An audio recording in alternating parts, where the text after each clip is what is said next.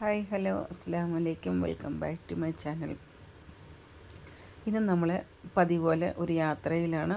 അപ്പം അവിടെ നമ്മൾ പോയി എന്നും നമ്മൾ ഉണ്ടാക്കി പോകുമ്പോഴെല്ലാം ഉണ്ടാക്കി കൊടുക്കുന്ന പോലെ ഇപ്പോൾ ഇന്നും കുറച്ച് ആഹാരം നമുക്കുണ്ടാക്കി കൊടുക്കാമെന്ന് ഓർത്തു. അതിനുവേണ്ടി ഞങ്ങൾ ചിക്കൻ ഗ്രേവി പോലെ വെച്ചിട്ട് നെയ്ച്ചോറും ഉണ്ടാക്കാം. പിന്നെ കുറച്ച് ചള്ളാസ്, പിന്നെ അതേപോലെ നമ്മൾ ചോറ് കൊടുക്കുന്നതിൻ്റെ അകത്ത് കുറച്ച് അച്ചാറും പാക്കറ്റും വാങ്ങിച്ചിട്ടുണ്ടായിരുന്നു. അപ്പം ആദ്യം തന്നെ നമ്മൾ ചിക്കൻ വറുക്കാനുള്ള മസാലകളൊക്കെ റെഡിയാക്കാമെന്ന് ഓർത്ത് മുളക് പൊടിയും പിന്നെ മഞ്ഞൾപ്പൊടി, ഉപ്പ്, മസാലപ്പൊടി, അതേപോലെ തന്നെ കുരുമുളക് പൊടി ഇതെല്ലാം കൂടെ നല്ലവണ്ണം നമുക്ക് നല്ല തേച്ച് കുഴച്ച് പിടിപ്പിച്ച് ഒരു 10-15 മിനിറ്റ് നമ്മളെ വെക്കുമല്ലോ. ആ സമയം കൊണ്ട് നമുക്ക് സവോള അരിയണം, തക്കാളി അരിയണം, മല്ലിയില, പുതിനയില ഇതെല്ലാം നോക്കണം. അപ്പോൾ അതുകൊണ്ട് ആദ്യം തന്നെ നമ്മൾ ചിക്കനൊക്കെ പുരട്ടി വെക്കാമെന്ന് ഓർത്ത് നല്ലോണം ഒന്ന് പുരട്ടി. അപ്പോൾ ഇതിനകത്ത് ശകലം തൈരും കൂടെ ചേർത്തിട്ടുണ്ട് ഞാൻ. നമ്മൾ ഈ ചോറുമ്പത്തേക്ക് കൊടുക്കുവാണെങ്കിൽ ചില സമയത്ത് ഇന്നിപ്പോൾ ഇവിടെ 3000 പേർക്കുള്ള ആഹാരം കൊടുക്കുന്നുണ്ടെന്നാണ് പറഞ്ഞത്. ഇവിടെ ഇന്ന് നബിദിനമാണ് തമിഴ്നാട്ടിൽ. അപ്പോൾ നമ്മൾ വറുക്കാൻ വേണ്ടി ആവശ്യത്തിനുള്ള വെളിച്ചെണ്ണയൊക്കെ ഒഴിച്ച് പിന്നെ ഇത് ചിക്കൻ നമുക്ക് വറുത്തെടുക്കാം. അപ്പോൾ ഈ 3000 പേർക്കുള്ള ആഹാരം വേറെ വെളിയിൽ നിന്നുള്ള ആൾക്കാരാണ് കൊടുക്കുന്നത്. അപ്പം നമ്മൾക്കൊണ്ട് അത്രയൊന്നും പറ്റിയല്ലോ. അപ്പം നമ്മളെക്കൊണ്ട് പറ്റുന്ന കഴിവതും ഒരു കുറച്ച് പേർക്ക് കൊടുക്കാമെന്ന് ഓർത്താണ്. അപ്പോൾ അതുകൊണ്ട് അത് നേരം ഞാനൊരു 11 മണിയൊക്കെ ആകുമ്പോഴേലും രാവിലെ ചോറ് കൊടുക്കണമെന്ന് ഓർത്താണ് ഞങ്ങൾ രാവിലെ 7:30-ക്കെല്ലാം ആരംഭിച്ചതാണ്. പിന്നെ കുറേശ്ശെ വറുത്തെടുക്കുമ്പോൾ വലിയ പാത്രം പറക്കൊന്നുമില്ല. ഈ ചെരുവ് നമ്മളിവിടെ വാടകയ്ക്ക് എടുത്ത ചെരുവാണ്. നമ്മൾക്കുള്ളത് നമ്മൾ ചിക്കൻ വറുക്കുന്നത്. നമ്മൾ വീട്ടിൽ നിന്ന് കൊണ്ടുവരാനൊന്നും പറ്റില്ല. അപ്പോൾ ഇവിടെ ഇതെല്ലാം വിറവും കിട്ടും, എല്ലാം പാത്രങ്ങളും എല്ലാം വാടകയ്ക്ക് കിട്ടും. അപ്പം അത്രയ്ക്കും വലിയുള്ള പാത്രമൊന്നും നമുക്ക് കൊണ്ടുവരാനൊന്നും പറക്കാനൊന്നും പറ്റുകയില്ല. അപ്പോൾ ഒരു ട്രിപ്പ് നമ്മൾ ചിക്കൻ വറുത്തെടുത്തിട്ടുണ്ട്. ഇനി അടുത്ത് നമ്മൾ വീണ്ടും ഇട്ട് കൊടുക്കുകയാണ്. അങ്ങനെ പലപ്പോഴായിട്ട് വറുത്ത് കോരി എടുത്തതിന് ശേഷം വേണം ഇനി നമുക്ക് ഇതിനകത്തോട്ട് കറി വെക്കാൻ. ഇതിപ്പോൾ ചോറിനുള്ള അവിടുത്തെ മടുപ്പിൻ്റെ അത് ചോറിന് വെക്കാനുള്ള കാര്യങ്ങളെല്ലാം റെഡിയാക്കിക്കൊണ്ടിരിക്കുകയാണ്.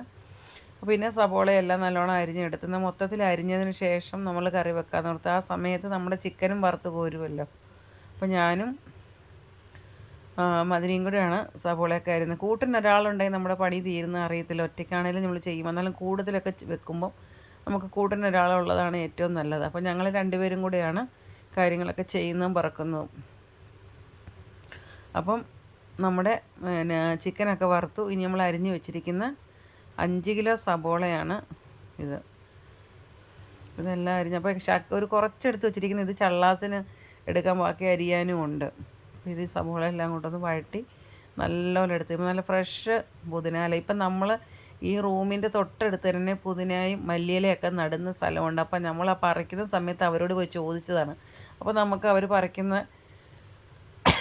അവരിത് ചുമ്മാ തന്നു കേട്ടോ. നമ്മളങ്ങനെ നാട്ടിൽ വേണേൽ കൊണ്ടുപോകണമെങ്കിൽ നമുക്ക് തരും. ആ സമയം കൊണ്ട് നമ്മളെ നെയ്ച്ചോറിനുള്ള വെള്ളമൊക്കെ തിളച്ചു അണച്ച് പിന്നെ അരി അടുപ്പത്തിട്ടു. അപ്പോൾ നമ്മുടെ സവോള വീണ്ടും നല്ലോണം ഒന്ന് വഴറ്റിയെടുക്കാൻ വേണ്ടി നോക്കുക. എണ്ണയായി കൂടുതലുണ്ടെന്ന് തോന്നുന്നു. ഇനി ചോറിനുള്ള പുതിനയില വേണം, മല്ലിയില, അതേപോലെ തന്നെ ചിക്കനുള്ള പുതിനയും മല്ലിയിലയും വേണം. അപ്പോൾ എന്നോട് പറഞ്ഞിട്ടുണ്ട് സവോള നല്ലോണം വഴറ്റിയതിന് ശേഷമേ ഇഞ്ചിയും വെളുത്തുള്ളിയൊക്കെ മിക്സ് കൊണ്ടുവന്നിട്ടുണ്ട്. ഈ പ്രാവശ്യം കൂടുതൽ ചോറൊക്കെ ആക്കുന്നത് കൊണ്ട് ആ സമയം കൊണ്ട് കുഞ്ഞുങ്ങൾ 2 അണച്ചിര മക്കളാണ്. ഇവർ ഇഞ്ചിയും വെളുത്തുള്ളിയൊക്കെ എനിക്ക് നല്ലോണം പൊളിച്ചൊക്കെ തന്നു.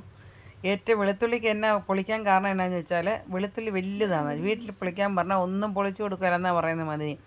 നമ്മുടെ ചോറൊക്കെ റെഡിയായി വന്നുകൊണ്ടിരിക്കുകയാണ്. ഇനി ഇതിൻ്റെ അകത്ത് ലാസ്റ്റ് ഘട്ടം മല്ലിയില ഇടണം, എസൻസ് ഒഴിക്കണം. ഒത്തിരി എസൻസ് ഒഴിച്ചാൽ ഇവിടെ ഉള്ളവർ കഴിക്കില്ല കേട്ടോ. അപ്പോൾ ഇനി നെയ്യ് അങ്ങോട്ട് ഒഴിക്കുക. പിന്നെ മല്ലിയിലയും പുതിനയിലയും ഇട്ടു. ഞാൻ അതിൻ്റെ ഇടയ്ക്ക് എസൻസ് ഇടണം. എസൻസിൻ്റെ വീഡിയോ എടുത്തിട്ടില്ല, എന്നാലും കുപ്പി കാണിച്ചായിരുന്നു ഞാൻ കേട്ടോ. ഇനിയിപ്പോൾ നമ്മുടെ അടുത്ത ചിക്കനിക്കുള്ള മല്ലിയിലയും പുതിനയിലയും റെഡിയാക്കുവാണ്. ആ സമയം കൊണ്ട് ചോറെല്ലാം അവിടെ റെഡിയായി. ഇനി ചിക്കൻ്റെ അകത്തേക്ക് മല്ലിയിലയും പുതിനയിലയെല്ലാം ഇട്ടു. ഇനി ഇതിലേക്ക് വേണ്ടത് നമുക്ക് ഇതാണ് എന്നാന്ന് ചോദിച്ചാൽ ഇഞ്ചിയും വെളുത്തുള്ളിയും പേസ്റ്റ് ഇടണം. അപ്പം പേസ്റ്റായിട്ടല്ല, ചതച്ചെടുത്ത് ഞാൻ 8 കിലോ ചിക്കനാണ് നമ്മൾ കറി വെക്കുന്നത്. ഇനി ഈ പച്ചമണം മാറുന്നവരെയും നല്ലോണം ഒന്ന് ഇഴറ്റി കൊടുക്കണം നമ്മൾ. ആ ഇടയ്ക്ക് പിള്ളേർക്ക് ഭയങ്കരമായിട്ട് ദാഹിക്കുമെന്ന് പറഞ്ഞു പിള്ളേർ തന്നെ നാരങ്ങ വെള്ളമൊക്കെ ഉണ്ടാക്കി തന്നു ഞങ്ങൾക്ക് കേട്ടോ. പിന്നെ തക്കാളിയും നമ്മുടെ നാട്ടിലെ പോലെയല്ലേ, തക്കാളിക്ക് ഇവിടെ ഭയങ്കര പുളി. അതുകൊണ്ട് 2-3 തക്കാളിയൊക്കെ ഞാൻ ഇട്ടുള്ളത്. കാരണം നമ്മൾ ചിക്കൻ പുരട്ടി വെക്കുമ്പോൾ അതിൻ്റെ അത് തൈര് ഇട്ടിട്ടുണ്ടായിരുന്നു. ഇത് കഴിഞ്ഞ് നല്ലോണം തക്കാളിയെല്ലാം വഴറ്റിയ പിറകെ ഇനി നമുക്ക് വേണ്ടത് ഇതിൻ്റെ അത് പൊടികൾ ചേർത്ത് കൊടുക്കണം. മീറ്റ് മസാല, ഗരം മസാലപ്പൊടി, പിന്നെ ശകലം മുളക് പൊടി, മല്ലിപ്പൊടി, ഇത്രയും കാര്യങ്ങൾ ഇതിലേക്ക് ചേർത്ത് പൊടികളെല്ലാം ചേർത്തതിന് ശേഷം നമ്മളിത് നല്ലോണം നമുക്കൊന്ന് ഈ മണം പച്ചമണം പോകുന്ന വരെ ഒന്ന് ഇളക്കി കൊടുക്കാം. ഈ ചിക്കനും ബിരിയാണി, നെയ്ച്ചോറ് എല്ലാം നമുക്ക് ഉണ്ടാക്കുന്നത് നമുക്കറിയാം. നമ്മൾ വറുത്ത് കോരി വെച്ചിരിക്കുന്ന ചിക്കനെല്ലാം ഇതിലേക്ക് ഇട്ട് നല്ലോണം ഒന്ന് ഇളക്കി കൊടുത്ത്, അതായത് ഞാൻ നല്ലോണം വറുത്തിട്ടുണ്ട് ഈ പ്രാവശ്യം. എന്നാന്ന് വെച്ചാൽ ഇനി അത് വേവിക്കാനും പറക്കാനും അടി കരിഞ്ഞു പോരും. ആവശ്യത്തിനുള്ള പാത്രങ്ങൾ പോലും നമുക്ക് അതിനുള്ളത് ഇല്ല. അപ്പോൾ ഉള്ള പാത്രത്തിൽ ആ ഒറ്റയടിക്കന്നെ വറുത്ത് കോരി എടുത്ത് പിറക്കി കറി വെച്ചേക്കാന്ന് ഓർത്തു.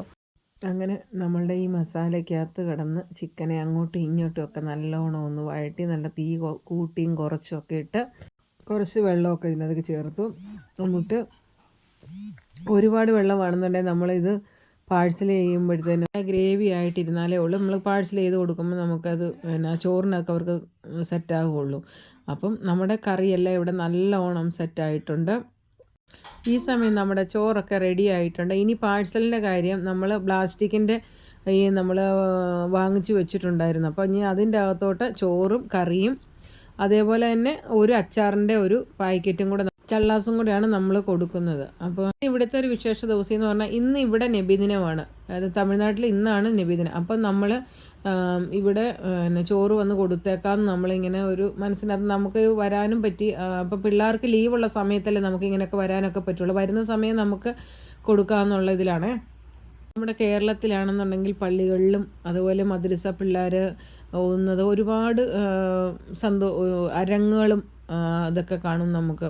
ഇത് തന്നെ പക്ഷേ ഇവിടെ അങ്ങനെ പ്രത്യേകിച്ച് പരിപാടികളൊന്നുമില്ല. അവർ ചെറിയ ഓതുന്ന കുട്ടികളുടെ മാത്രം ഒരു ചെറിയൊരു റാലി അതൊക്കെ ഉള്ളായിരുന്നു.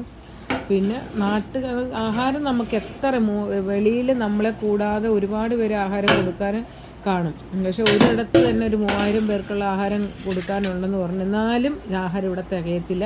അതുകൊണ്ട് നമ്മളെ കൊണ്ട് പറ്റുന്ന രീതിയിൽ ആർക്കൊക്കെ കൊടുക്കാൻ പറ്റും അവർക്കെല്ലാം നമ്മൾ ഈ ഭക്ഷണം എത്തിച്ചു കൊടുക്കുക. അതിനുശേഷം ആ ഭക്ഷണത്തിൻ്റെ ഓരോ പൊതി ഞങ്ങളും എടുത്തു കേട്ടോ. ഞങ്ങൾ 7 പേരുണ്ടായിരുന്നു. 7 പേർക്കും 7 പൊതി വീതം എടുത്ത് അവർക്ക് എങ്ങനെ കൊടുത്തോ അതേപോലെ തന്നെ നമ്മൾ ഒരംഗമായി അവരോടൊപ്പം ഞങ്ങൾ ഇരുന്ന് കഴിക്കുകയായിരുന്നു.